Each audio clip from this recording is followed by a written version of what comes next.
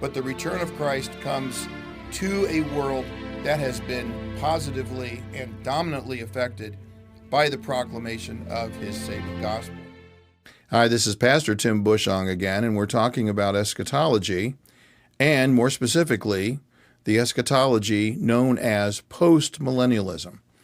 Last time we talked about the Great Commission and how I believe that the Great Commission is indeed a recasting or recapitulation of the dominion mandate that we find in Genesis chapter 1.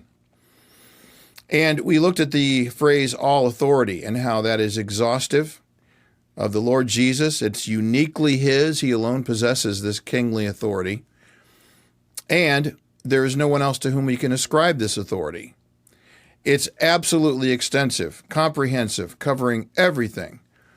Daniel 7:14, to him was given dominion, glory, and a kingdom that all the peoples, nations, and men of every language might serve him. His dominion is everlasting, which will not pass away, and his kingdom is one that will not be destroyed. So the kingdom is all extensive. It's all Jesus's. But what does it look like? What is it supposed to look like? And to whom, we may ask, does it apply? You know, he's accomplished his work, and Jesus's intention, after all, is that sinners would be converted to him in saving faith. So Jesus tells his disciples, with this in mind, you go and disciple. So the question really is, what does it mean to disciple the nations or make disciples of all nations? Some want to say here that Jesus means that these 11 men who witnessed the resurrection will then be witnesses of Jesus and the gospel and will make disciples from out of all nations. And given the fact that they planted churches within nations, and churches aren't the same thing as nations, it just follows. And isn't the church the ecclesia, the called out assembly? So call them out from among the pagans and place them in the community of faith. Now, we would all agree that that is part of church planting and part of the gospel. But is this it? As is the case often, there's a grain of truth to the idea of calling out. We know the church isn't an assembly in the same way that the Rotary Club or a PTA meeting is. It's a holy, set-apart meeting of the saints where we do these weird things like sing songs together, take communion together, pray together, hear the word together, and all these things give to the work of the kingdom. First, the phrase make disciples is one single word, matheteou. And it's the form of to disciple. It's an action word. It's acting like a verb. There's no intimation or hint of drawing people out of respective groups, family, tribe, country, nation, in order for them to be a disciple. A disciple is a mathetes, a learner, a pupil.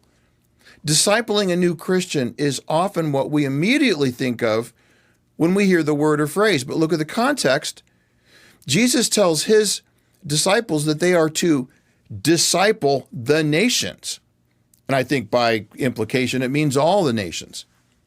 And that word there is ethnos. And of course, that sounds familiar to us because it's where we get the word ethnic. It's a people or people group.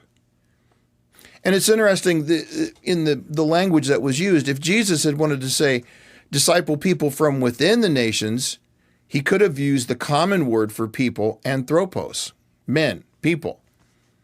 And we often translate that as men, as in all men or all anthropos. But the meaning is people, human beings of both sexes. And if Jesus had wanted to say disciple men and women and children from within those nations, he could have said aner or gune or teknon, each Greek words for, respectively, men, women, children. But he uses ethnos, and that's interesting. If Jesus had intended for his reign to be purely political, the kind that the Jews and the Pharisees were thinking about and insisting upon, well, he could have used another word, basileia, which is usually translated as kingdom. And that would have easily been understood as well, as in, go disciple the kings and the governors, and everything else will follow. It sounds like what some people are emphasizing today, gaining political power and just ruling. But again, he uses the word ethnos. And I believe this is a striking example of Jesus alluding to what the final accomplishment of what his ultimate purpose of God in the world is. God's plan has always been to bless all the nations and to do so through his covenant faithfulness. This goes back to the very beginning, the dominion mandate in Genesis 1:28. That was the task. Go, be fruitful, multiply, fill the earth and subdue it. But Adam failed. In the horrible fall of Adam, he broke the covenant that he had with God. God had promised Adam and his wife Eve blessedness, and it was contingent on their obedience to his command. Don't eat the fruit. And there's no word covenant in Genesis, but Hosea 6:6-7 says, I delight in loyalty rather than sacrifice, and in the knowledge of God rather than burnt offerings. But, like Adam, they have transgressed the covenant. We usually call this the covenant of works, since it was dependent upon Adam to fulfill these stipulations that God had commanded.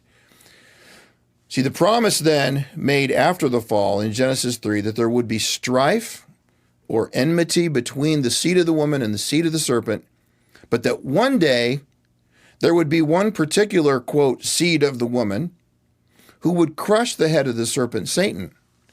And in fulfillment of that promise, God establishes a covenant of grace with man, beginning with Adam, continuing with Abraham.